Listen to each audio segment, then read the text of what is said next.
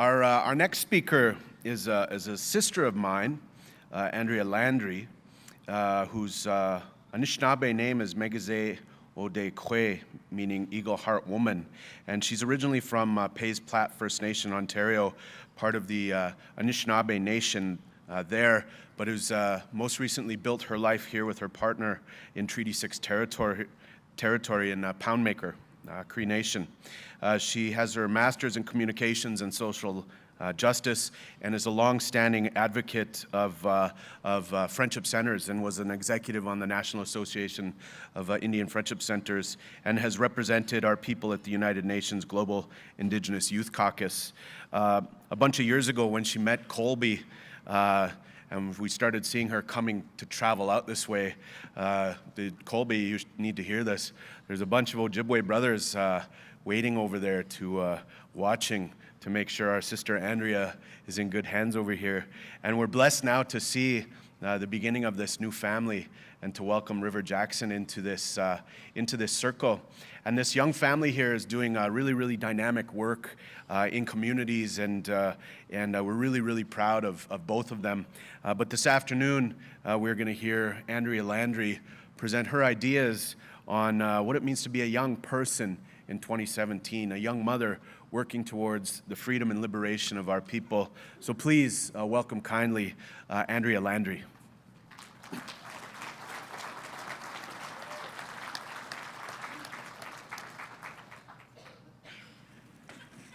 Oh, sorry, baby. Good afternoon. Thank you for having me, and Miigwech for taking the time to listen this afternoon. Indigenous young people, there's a higher number of Indigenous young people wanting to commit suicide and kill themselves, rather than the rate of young Indigenous people loving themselves. And that in itself is absolutely terrifying. We see it constantly in our communities over and over again, and with many of the students that you work with, in a lot of the schools that I've been in, and a lot of the communities that I worked with. Our young people are living in a place of pain. And the place of pain that they're living in is one that resides specifically and predominantly with colonialism, colonization.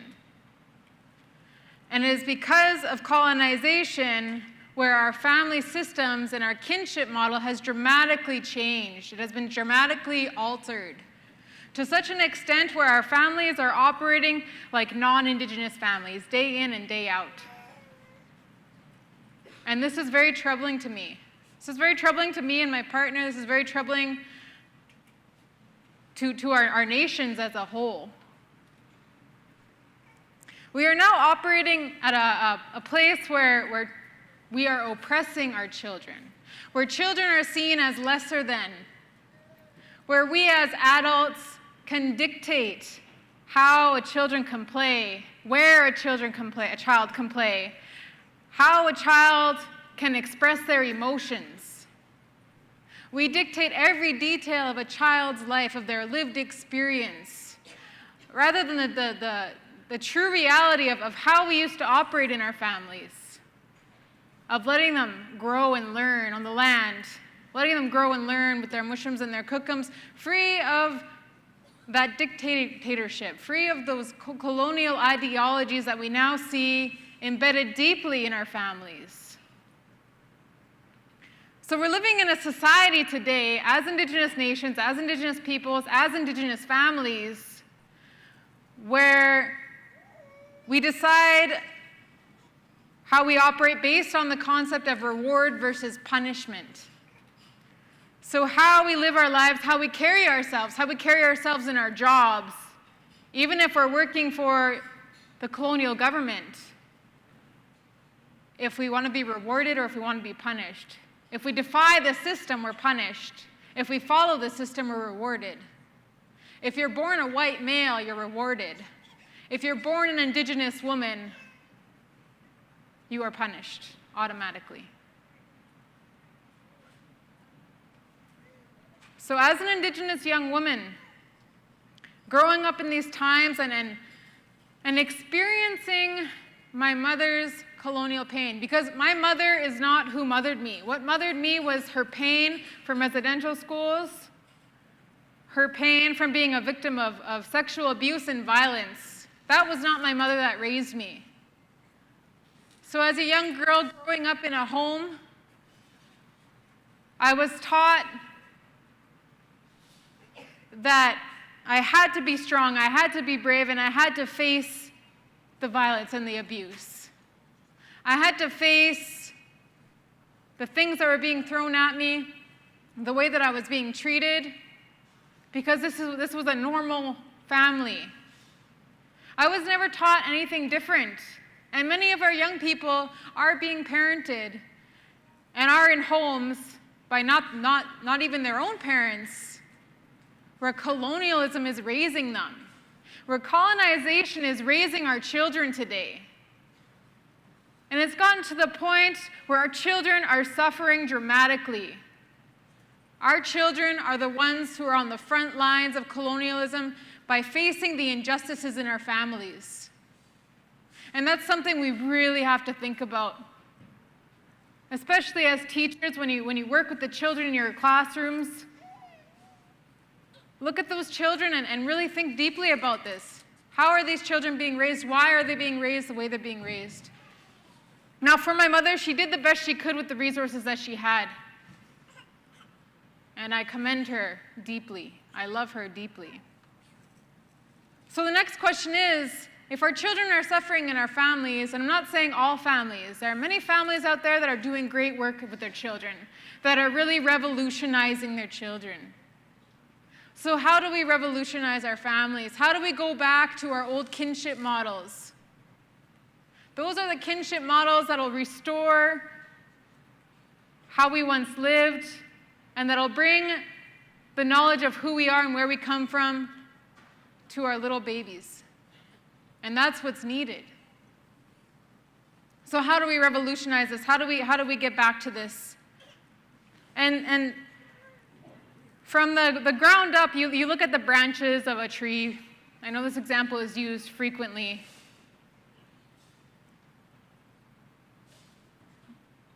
You could say culture, language, teaching them to dance, all these kinds of things, but those are just the branches. Those are just the external roots that will really bring our kinship models back and bring our children back and bring our families back to how we once operated and who we once were. The three major points I want to highlight is love. We have to reteach ourselves as parents, as aunties, as uncles, as cookums, as mushums, as whatever role you play in a child's life, what pure, whole, raw love is. And then you have to teach your children that. So if you're a parent, do you remember that love you felt when you first laid eyes on your newborn baby?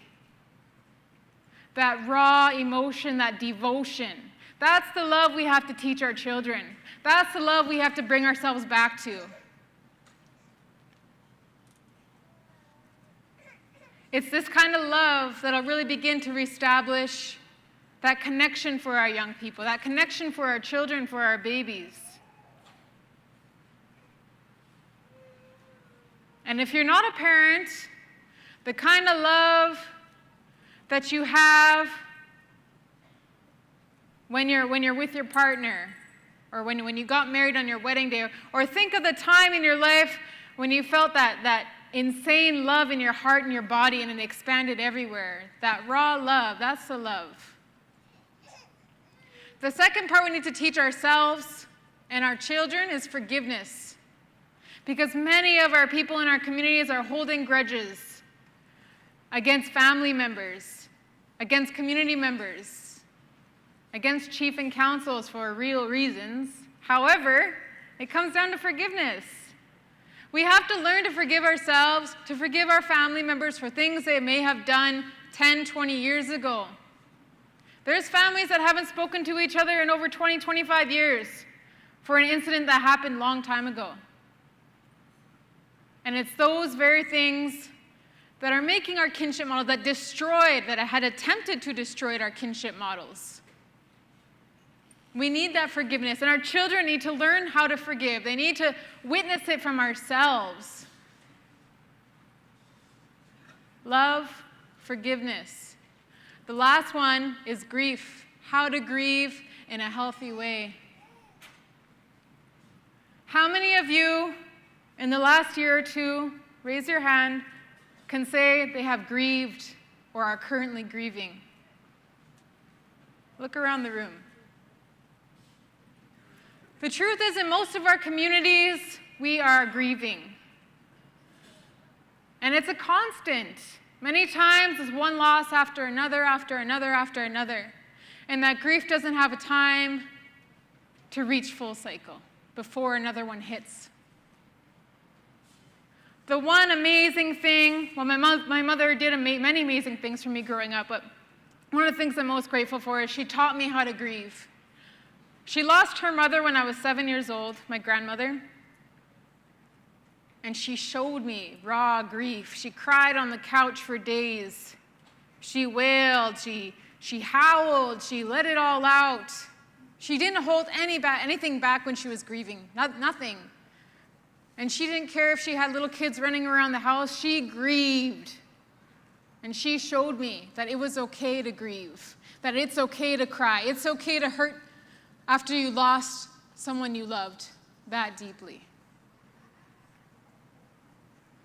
And it was because of this, she was preparing me for something in the future.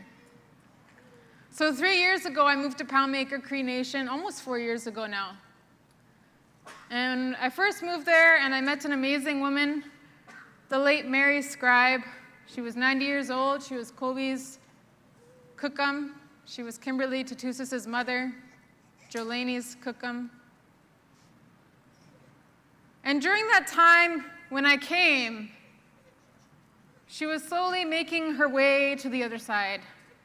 And during that time, we helped her with palliative care at home. So she was the kind of woman who was born on the land, born at home, and she wanted to die at home. So we did our best to honor that. And the one thing that really stood out for me during that time was I did a lot of the night shifts during that time. And one evening, I kind of dozed off for it might have been more than a couple of minutes. And she was sitting at the edge of the bed, and she had this huge smile on her face, and she was just staring at me. And I just remember feeling this insane amount of love and this insane amount of gratitude for being there, for being in her presence as she went through this time in her life. The second experience during that with grief was the late Arsen Tatusis. That's Kobe and Jolene's father, Mylan's father, and Kimberly's husband, love of her life. And during that time again, I had the honor and privilege of witnessing him making that sacred journey to the other side. And one memory that stands out to me was Kobe and I were called into the room he was in, and he couldn't talk. But he kept on asking me, "Where's your baby? Where's your baby?" And at this time, Kobe and I had no idea that our baby was coming. We didn't even think about babies. We were focused on just our work and me and him. So every time he asked where the baby was, we're like, "There's no baby. What are you talking about? There's no baby." And it was in that moment again where it was like, I felt so honored and privileged to be there by his side during that time. 6 months after he passed, we found out we were pregnant. Well, I found out I was pregnant. Kobe wasn't pregnant. I was pregnant. And River Jackson was making her way into this world. And after two major losses, even though they weren't my own family, they felt like family. It was such an amazing feeling to finally have some good news. It was almost like, yes, I can finally stop grieving and I can focus on this baby. I remember calling my mother up and saying, "You're going to be a grandma, you're going to be a gokumis." And she cried and yelled and screamed on the phone for 10 minutes straight. She wouldn't stop. She was so excited. And she said, "Oh, I never thought I was going to be a gokumis. I never thought this was going to happen in my whole life. I never thought any of my daughters were going to have babies." She came and visited during Christmas time that year, 2 Christmases ago, and she got to hear River Jackson's heartbeat. And after she left the office, the doctor told me, I've never seen anyone that excited to hear a baby's heartbeat. Because my mother was so excited to hear her little heartbeat. She was crying and crying and crying and saying, oh, chimiquich, chimiquich, chimiquich, chimiquich, over and over again. She went home, and January 21st, I finished my minor exercise because I exercised through my whole pregnancy. And I called her up, and she said, I have a really bad headache. It just came all of a sudden. I'll call you back. She didn't call back, so I called her again. She said, you have to call your uncle. Tell him to come to my house right away. So I called my uncle and rushed him over there because he lived down the road from her. And then I kept trying to call her. And I think I called her one last time, and she said, I'm throwing up now. Call me back later. And then I called her over and over and over and over again. No answer, no answer, no answer, no answer. Finally, my uncle got a hold of me. And he said, she's at the hospital now. They think it's a brain aneurysm. I was 5 months pregnant at the time.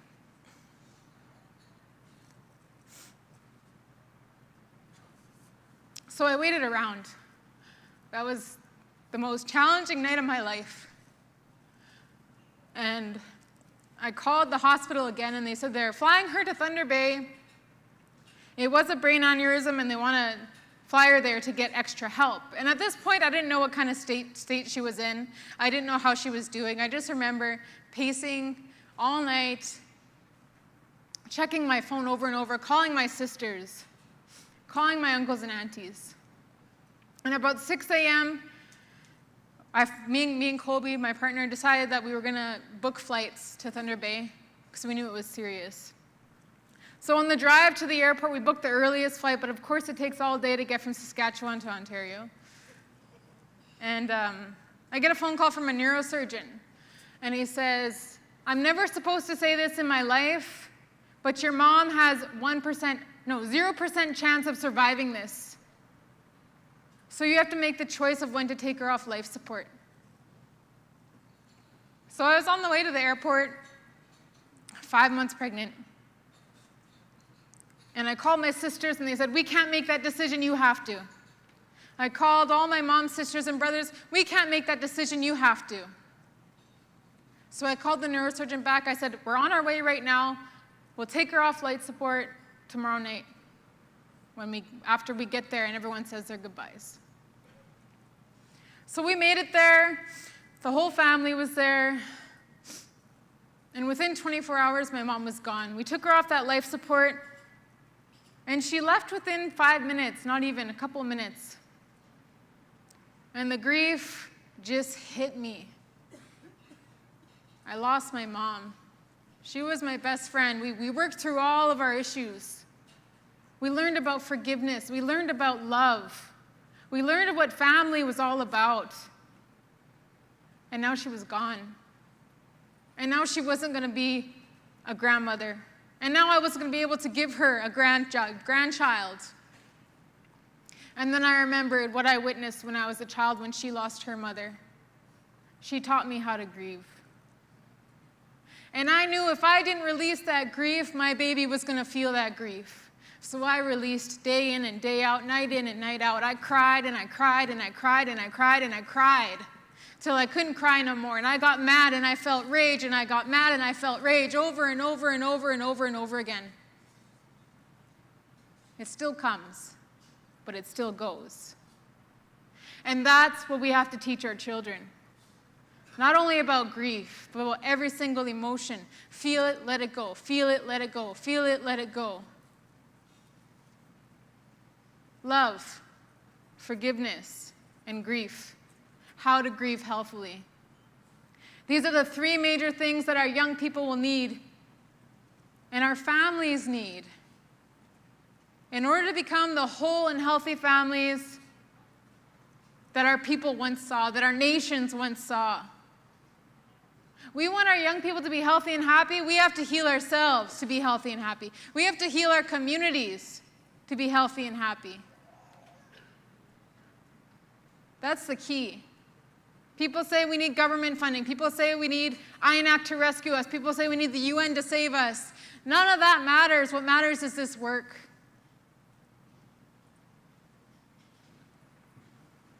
The more that our young people are learning to love themselves, the more that our young people are learning to forgive, and the more that our young people are learning how to grieve in a healthy way, we'll begin to see more young people loving themselves than killing themselves. And that's the most important thing. If we want our nations to continue, that's the most important thing. Miigwech, thank you.